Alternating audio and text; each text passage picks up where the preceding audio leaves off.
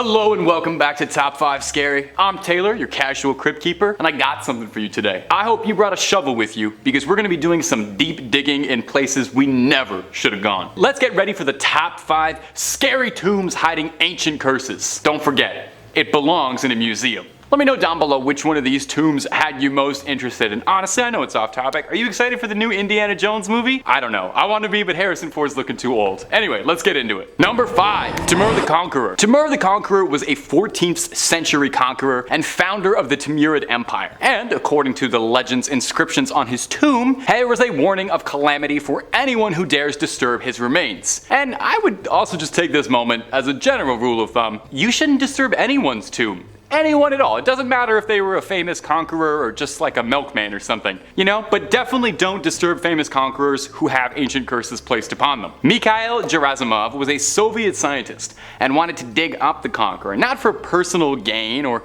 to rob his tomb for loot, but rather to reconstruct his face, as he was a pioneer of paleoanthropology, which is a very fancy schmancy word for reconstructing the dead, making 3D models of their faces and stuff, so we have an idea of what historical figures look like. It's really cool tech. Now, it should be stated, several religious leaders in Uzbekistan warned him against digging up Timur. There was 2 consecutive warnings in the tomb itself. The first, plain sight, said, "When I rise from the dead, the world shall tremble." Now that probably should have been enough to discourage the trick, but if you keep pushing forward, the second inscription read, "Whomever opens my tomb shall unleash an invader more terrible than I." Well, who's gonna take that seriously? Well, 3 days after the excavation of Timur's tomb, a certain troublesome Austrian failed art student and a certain group of German National Socialists invaded Russia in Operation Barbarossa, which I think we could make a strong argument was a more terrible invader. In 1942, Timur's body was returned and buried with proper Islamic rites, and the Battle of Stalingrad in the same year marked a major turning point for Russia in the course of World War II. Coincidence perhaps? Or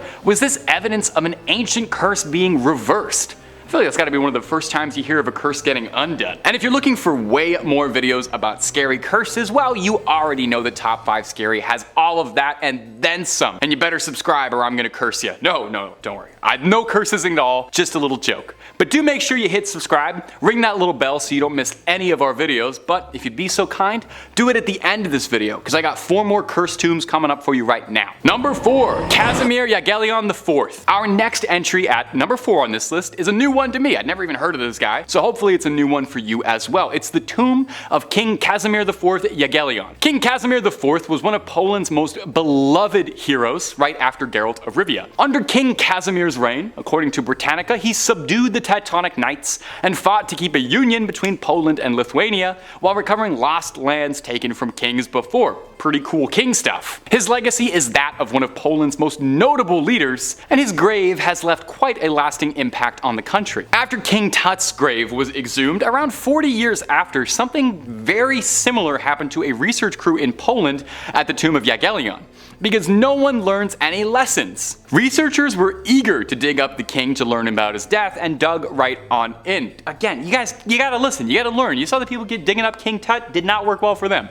Things did not go well for the excavation team. Unearthing the king under Wawel Chapel was easy enough, but it's the examination that started to claim so many lives. As the examination was in progress, those involved started to die from strokes and infections. Within days, 4 were dead, and within years, around 15 of them were dead. Was it a fungus inside the coffin and tomb that had infected the researchers? Or perhaps were they playing with something up far above them and far more powerful than they ever could have understood? Again, I don't know how many more times I can beat this drum. If you have to dig up the grave of an ancient king or an ancient emperor or an ancient conqueror or anything, at the very least bring like a priest or something, or somebody to bless the place, somebody to do a little anti-curse work. You're setting yourself up for failure that way. Number 3, Taira No Masakado. We're headed out to Japan for our next entry on this list. The number 3 entry is going to be the grave of Taira No Masakado, whom is attributed as being Japan's first samurai. Tom Cruise being the last samurai, of course, and the identity of all the samurais in between that, totally unknown, lost to history. Now, the story of Taira No Masakado is absolutely fascinating, especially if you love Japanese history. He was a samurai who rebelled against the central government in 10th century Japan. He claimed the title of new emperor and led a revolt in the Kanto region. Masakado's rebellion was eventually suppressed and he did fall in battle. But his legend grew over time and he became revered as a folk hero and a symbol of resistance. Masakado's story embodies the struggle against oppressive rule and the enduring spirit of the Japanese people. And enduring spirit, that might have a few more meanings. When the Ministry of Finance burned down during an earthquake in 1923, the at the time superstitious Japanese emperor blamed Masakado, who had been dead for 1,000 years at this point, so probably not directly involved, but a ghostly curse maybe. The grave superstition actually extended outside of Japan. When the US was occupying Japan in 1945, they refused to go anywhere near Masakado's final resting place. A bank was erected where the shrine was, and a few years after it was built, the branch declared bankruptcy, funny enough. In a last-ditch attempt to save their bank and appease the spirit, they opened an account for Masakado. It didn't help much, and probably just offended him more when he saw that his bank account was empty. These days, there's a small garden dedicated to Masakado's memory where you're invited to come pay homage and respect to Japan's first samurai, but if I was you, I would avoid building anything there at all. Maybe just take a few pictures, sit on a bench, and say something nice to him. Number 2. Shakespeare's grave? Who's the most famous writer of all time? You could probably make a very strong case that it's William Shakespeare, the beloved playwright and nemesis of high schoolers. All his characters are household names, and his plays have been played over and over and over and over around the world. There's probably Much Ado About Nothing happening in a park near your house right now. You probably wouldn't think of an esteemed playwright from the 16th century in England to be someone you would hear about on a list of cursed tombs. But would you believe that Shakespeare's grave is said to be cursed? I hope you believe it, because it's true. Now, Shakespeare's own name isn't on the tomb. Shakespeare's own name isn't on the tomb, according to Reuters, but the inscription on his grave definitely bears mentioning. Good friend, for Jesus' sake forbear to dig the dust enclosed here. Blessed be the man that spares these stones, and cursed be he that moves my bones. Thank you. I did Statford for a few years. Yeah, thank you. It's no big deal. It's no big deal, guys. The warning worked.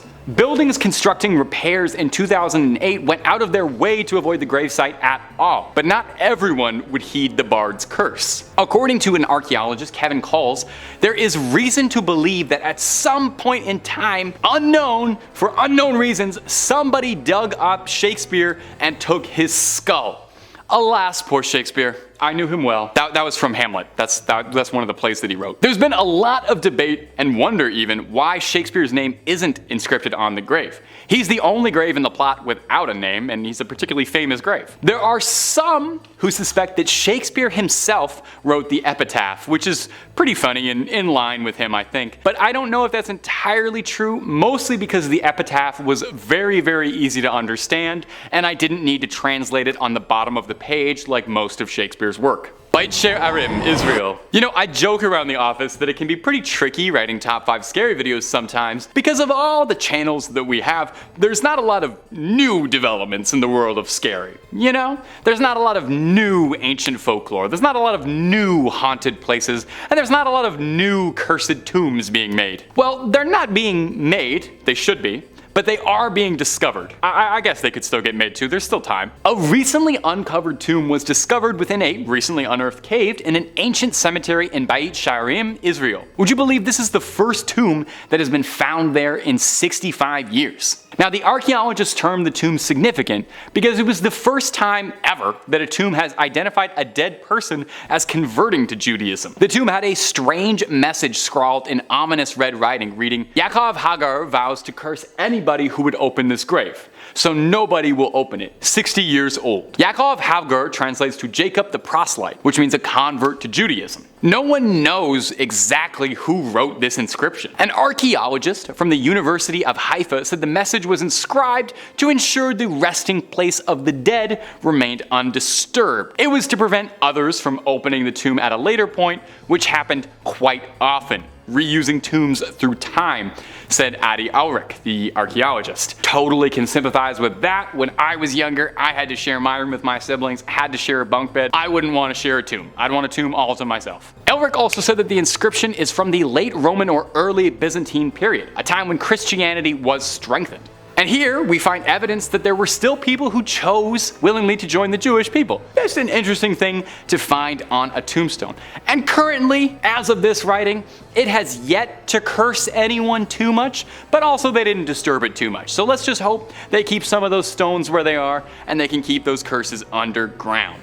That's about all she wrote for this one, my ghouls and my goblins. As always, thanks so much for watching. You keep on creeping on now, and I'll see you in the next one, provided no ancient curses have taken me out.